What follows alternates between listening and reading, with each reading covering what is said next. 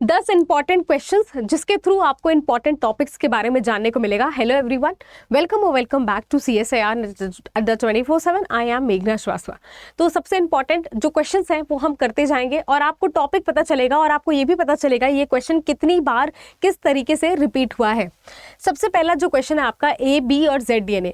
ये क्वेश्चन आपके बायोकेमिस्ट्री का क्वेश्चन है। बायोकेमिस्ट्री में न्यूक्लिक एसिड का जो स्ट्रक्चर है, कॉन्फर्मेशन है, उससे क्वेश्चंस काफ़ी पूछे जाते हैं और A, B, Z DNA से स्टेटमेंट वाले क्वेश्चन और इस तरीके के क्वेश्चन जहां पर आपसे राइट हैंडेड या लेफ्ट हैंडेड कौन सा है या इवन एक्सरे डिफ्रैक्शन पैटर्न भी इसका पूछ चुका है। काफ़ी इंपॉर्टेंट टॉपिक है ये।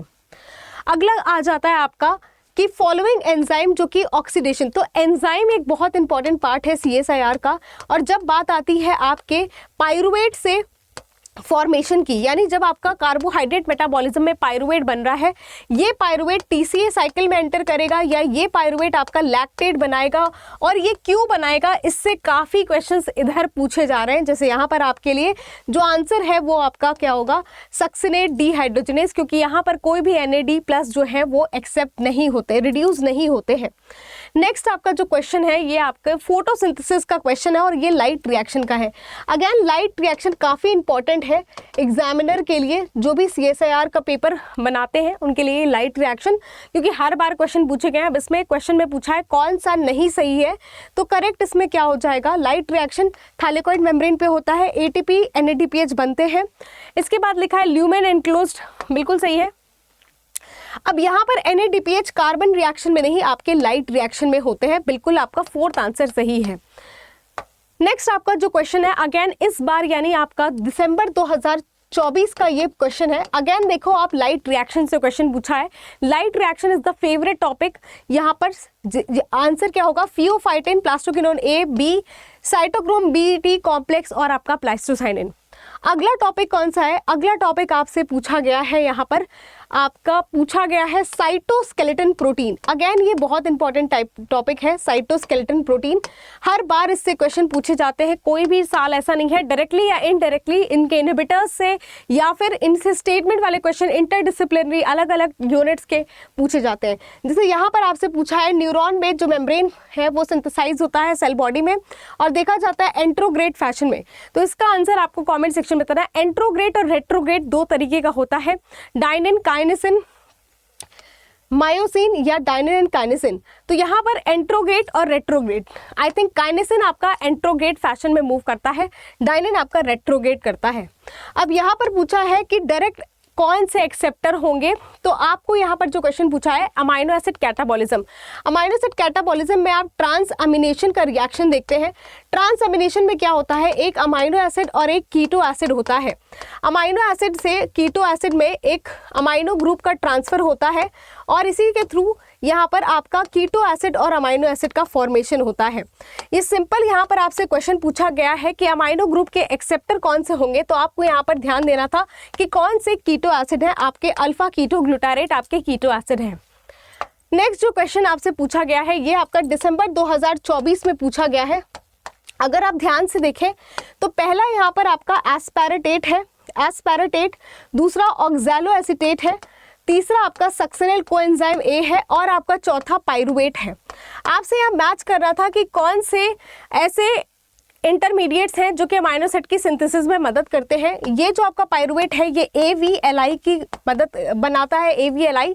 तो आप अगर आप देखें तो B और D आपका बिल्कुल सही ऑप्शन है। B का फोर्थ है दैट इज AVLI और B आपका क्या है, B आपका क्या है, B का फोर्थ है दैट इज AVLI जो कि पाइरुवेट है।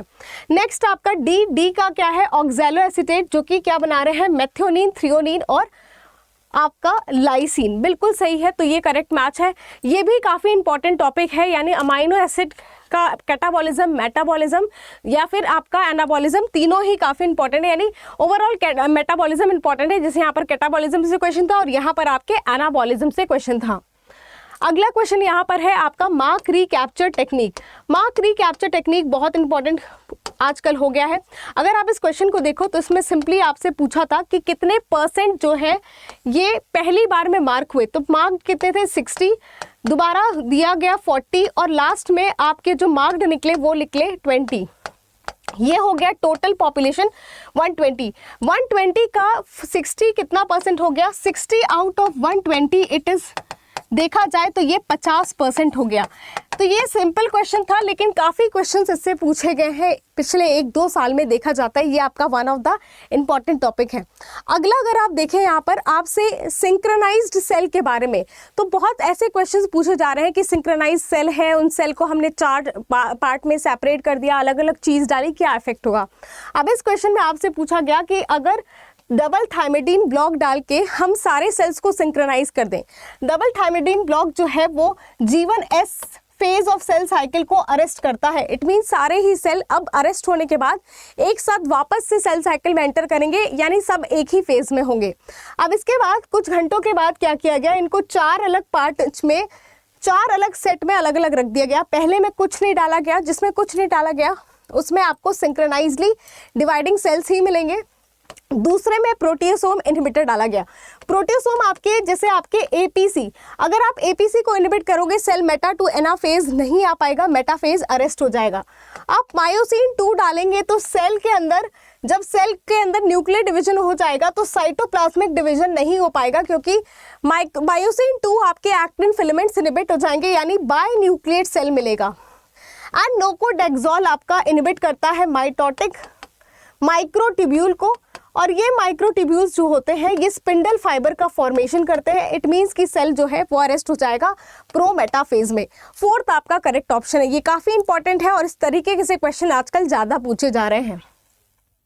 अगला यहाँ पर जो क्वेश्चन है ये न्यूक्लियोसोम से है। न्यूक्लियोसोम मॉडल से काफ़ी क्वेश्चन पूछे जाते हैं, भले वो आपका मॉडिफिकेशन का हो गया। अब इसमें क्या किया गया है कि माइक्रोकोकल न्यूक्लियस, ये सारा क्वेश्चन आपका दिसंबर 2024 का है। माइक्रोकोकल न्यूक्लियस डाला गया, जिसके बाद क्या किया गया कि सेल को, जिससे कि आप सेल को एनालाइज कर सकते, आपका क्रोमैटिन तक एक्सेस बढ़ जाए।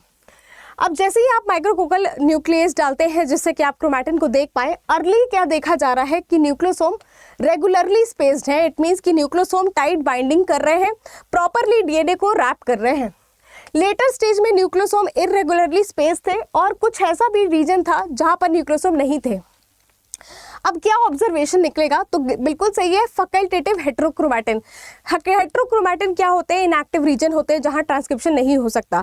इट मीन्स कि जो शुरुआत की स्टेज थी काफ़ी टाइटली बाइंडेड थे आपके न्यूक्लियोसोम और डीएनए, तो वहां पर नहीं हो सकता था ट्रांसक्रिप्शन। लेकिन लेटर में देखा गया कि आपके ट्रांसक्रिप्शन फैक्टर्स बाइंड कर सकते थे, क्योंकि काफ़ी स्पेस्ड हो गए न्यूक्लियोसोम और कुछ रीजन्स आपके फ्री भी थे न्यूक्लियोसोम से। तो इट मीन्स कि फैकल्टेटिव हेट्रोक्रोमैटिन है, यानी ये एक्टिव इनएक्टिव दोनों हो सकता है। इनएक्टिव था इनिशियली, बाद में एक्टिव हो गया, यानी एक्टिव मतलब कि ये ट्रांसक्रिप्शन कर सकता है और ट्रांसक्रिप्शन इनिशियली नहीं कर सकता था। इससे भी काफ़ी क्वेश्चन पूछे जाते हैं। कहने का मतलब है कि आपके न्यूक्लियोसोम के मॉडल से किस तरीके से न्यूक्लियोसोम बाइंड कर रहा है, काफ़ी क्वेश्चन पूछे जाते हैं। Last but not the least आपका प्रोटीन मॉडिफिकेशन, इससे काफ़ी क्वेश्चन पूछे जाते हैं। एंड गाइज इस क्वेश्चन का आंसर आप लोगों को कॉमेंट सेक्शन में बताना है। ये क्वेश्चन आपके एग्जाम में आया हुआ क्वेश्चन है, ये दिसंबर 2024 का क्वेश्चन है। मैं उम्मीद करती हूँ कि सभी लोग आंसर कमेंट सेक्शन में करेंगे। एंड मैं सभी स्टूडेंट्स को बताना चाहती हूँ कि आपके लिए जितने हमारे बैचेस हैं इसमें मंथ एंड सेल चल रहा है, एंड सभी बैचेस जो है वो काफ़ी लीस्ट प्राइस में आपको मिल रहे हैं। तो जो भी इंटरेस्टेड कैंडिडेट हैं आप किसी भी बैच को परचेज कर सकते हैं अपनी सुविधा के अराउंड। जैसे मेगा बैच में आपको टेस्ट सीरीज के साथ साथ आपको लाइव रिकॉर्डिंग क्लासेस और साथ में क्लास पीडीएफ्स, यहाँ पर क्लास पीडीएफ्स आपको मिल रहे हैं, सारी चीज़ें आपको मिल रही है टाइम टू टाइम। और ये है आपका कोड YT12 जिसके थ्रू आपको 79% तक का डिस्काउंट मिलेगा, और अभी ये जो प्राइस है ये 79 से भी कम में मिलेगी आपको। तो ज़रूर अपने अपने बैचेस पे एनरोल कर लें विद इन टाइम, बिकॉज आपकी प्रिपरेशन बहुत इंपॉर्टेंट है। Thank you so much.